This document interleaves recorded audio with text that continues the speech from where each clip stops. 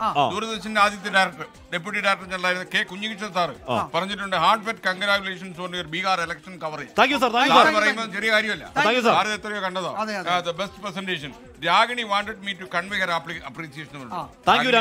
Ragini ma'am വളരെ സന്തോഷം. അപ്പൊ ഇതിനിടയ്ക്ക് ഒരു കർമ്മഫലം കൂടെ ഞാൻ പറഞ്ഞു. നമ്മുടെ പ്രിയദാസിന് അവിടെ ഇരിക്കാൻ വയ്യ, ലോകത്തിന്റെ പല ഭാഗങ്ങളിൽ നിന്ന് ഫോൺ വിളി വന്നുകൊണ്ടിരിക്കും. നമ്മൾ പറഞ്ഞില്ലേ, ഞാൻ മറുപടി അയച്ചിട്ടുണ്ട് കർമ്മഫലം അനുഭവിക്കാൻ അല്ലേ. Okay, thank you Priyadas. കുഞ്ഞീഷ് സാറിനും താങ്ക്സ് അല്ലേ. സാറിന്റെ പ്രോത്സാഹനമൊക്കെ തീർച്ചയായിട്ടും ഞങ്ങൾക്കൊരു ഊർജ്ജദായകമാണ്. അത് മാത്രമല്ല സാറിന് എത്രയോ ടെലിവിഷൻ ചാനലുകളെ കാണുന്ന ആളാണ് അല്ലേ. അത് വെറുതെ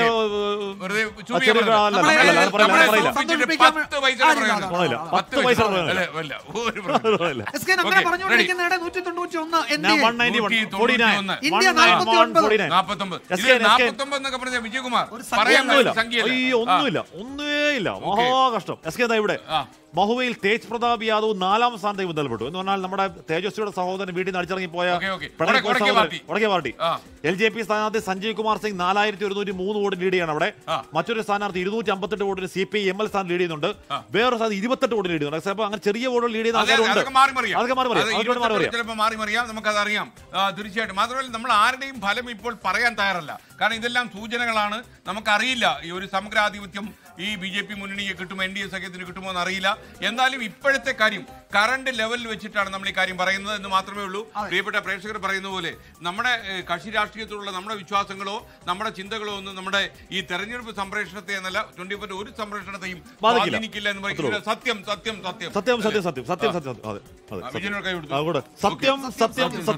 ഇതിൽ കൂടുതൽ പ്രേക്ഷകരുടെ സത്യം വേറെ ആർക്ക് ഇത്രയും ധൈര്യം കിട്ടും?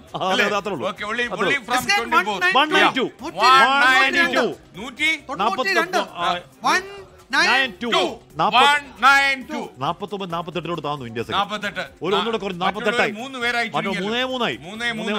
MIM 1 MLA മറ്റേ എന്തൊക്കെയോ ചേർന്ന പോലെ MLA MIM 1 2 സ്വതന്ത്രം ഉണ്ടായിരുന്നു. അതിലൂടെ ഒന്നുമില്ല.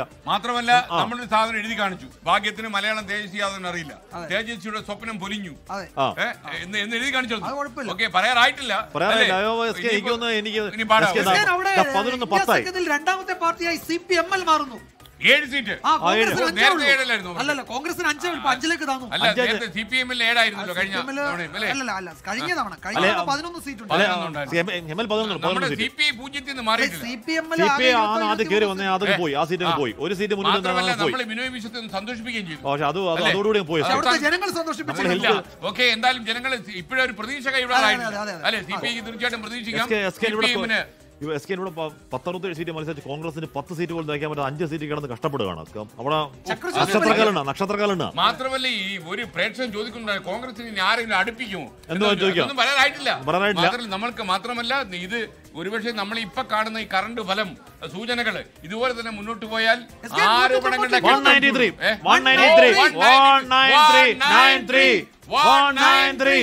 ബാക്കി 47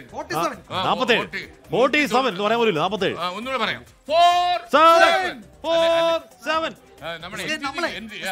നമ്മുടെ സ്ക്രീൻ ഡിസൈൻ ചെയ്ത സമയത്തെ ഈ അതേഴ്സില് നമ്മള് JSP ഒക്കെ വേറെ കൊടുക്കണോ നമ്മൾ ആലോചിച്ചിരുന്നു. അന്ന് നമ്മൾ വിചാരിച്ചു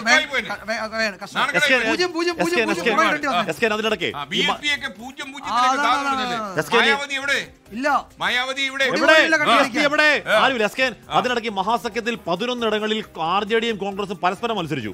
ആ 11 ഇടത്തിൽ 10 ഇടത്തും ജയിച്ചത് NDA സഖ്യമാണ്. 11 മത്സരങ്ങളിൽ 10 ഇടത്ത് RJDയും കോൺഗ്രസും അങ്ങോട്ട് സൗഹൃദം എന്നൊക്കെ പറഞ്ഞിട്ട് അങ്ങോട്ട് ഇതൊക്കെ എങ്ങനെ താങ്ങുന്നുണ്ട്? 11 10 ജയിച്ചു. അങ്ങനെ താങ്ങുന്നു വിചാരിച്ചില്ല. ഈ ജയിക്കണം അധികാരത്തിലേക്ക് വരണമെന്ന് ആഗ്രഹിക്കുമ്പോഴും അവർ പറയുന്ന സൗഹൃദ മത്സരം എന്നാണ്.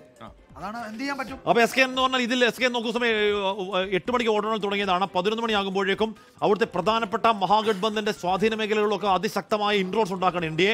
ഈ നമ്മൾ കണക്ക് നോക്കിയാൽ ഈ മഹാസഖ്യത്തിന്റെ സ്വാധീന മേഖലയിൽ NDA ലീഡ് ചെയ്യുന്നത് കേവലം ചെറിയ വോട്ടുകൾക്കല്ല, വലിയ ഭൂരിപക്ഷത്തിൽ ലീഡ് ചെയ്യുകയാണ്. അങ്ങനെ വലിയ ഭൂരിപക്ഷത്തിൽ ലീഡ് ചെയ്യുന്ന ഇന്ത്യയുടെ തേരോട്ടം ഇനി ബാക്കി സമയം കൊണ്ട് ഇത് മറിയാനുള്ള ചാൻസ് തുച്ഛമാണ്. ഒരുപക്ഷെ ഹരിയാനയിൽ മാത്രം അങ്ങനെ സംഭവിച്ചു. ഒരുപക്ഷെ നേരത്തെ കഴിഞ്ഞ ബീഹാറിലും ഒക്കെ സംഭവിച്ചിട്ടുണ്ട്. പക്ഷേ ഇക്കുറി അങ്ങനെ സംഭവിക്കില്ല. കാരണം ലീഡ് ചെയ്യുന്ന ഇന്ത്യയാണ്. ഇന്ത്യയെ ബഹുഭൂരിപക്ഷത്തിൽ മുന്നോട്ടേക്ക് പോകുന്നുണ്ട്. അതിന് അട്ടിമറിയാനുള്ള സാധ്യത വളരെ കുറവാണ് നമ്മൾ ഈ മേഖലയിലെ കണക്കെടുത്താൽ.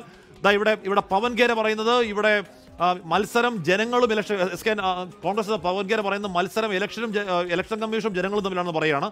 അവർ നേരത്തെ വോട്ട് ചോരി ആരോപണം കൂടുതൽ ശക്തമാക്കാൻ പോകുന്നു. മാത്രം പവൻകേര പറയുന്നുണ്ടായിരുന്നല്ലോ ഉറപ്പായിട്ടും സൂചനയാണ്. ഈ അഖിൽ അക്കാര്യത്തിൽ ഒരു കാര്യം പറഞ്ഞു. അഖിൽ ഒരു പ്രേക്ഷകൻ പറയാണ്, രാഹുൽ ഗാന്ധി നമ്മോടല്ല, രാഹുൽ ഗാന്ധിയോട് പറയുന്നത്, ഈ ജനവിധിയിൽ നിങ്ങൾക്ക് എന്തെങ്കിലും സംശയം ഉണ്ടെങ്കിൽ, ചോദ്യങ്ങൾ ഉണ്ടെങ്കിൽ 45 ദിവസങ്ങൾക്കുള്ളിൽ പരാതി നൽകണം. അല്ലാതെ ഒരു കൊല്ലത്തിനകം അവതരണമായിട്ട് വോട്ട് ചോരി എന്ന് പറഞ്ഞ് ഇറങ്ങരുത് ദയവ് ചെയ്ത് പറയുന്നു.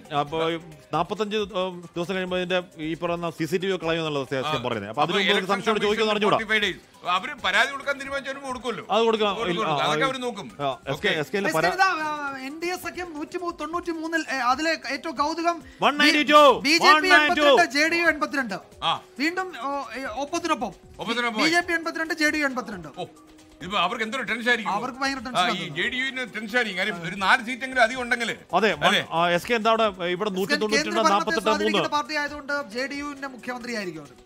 ലോകത്തെവിടെയായാലും ഏത് സമയത്തും 24 വാർത്തകളും ഓഗ്മെന്റഡ് റിയാലിറ്റി പാക്കേജുകളും എക്സ്പ്ലെയിനറുകളും വിശദമായി കാണാൻ ഞങ്ങളുടെ യൂട്യൂബ് ചാനൽ നിങ്ങൾക്ക് സബ്സ്ക്രൈബ് ചെയ്യാം.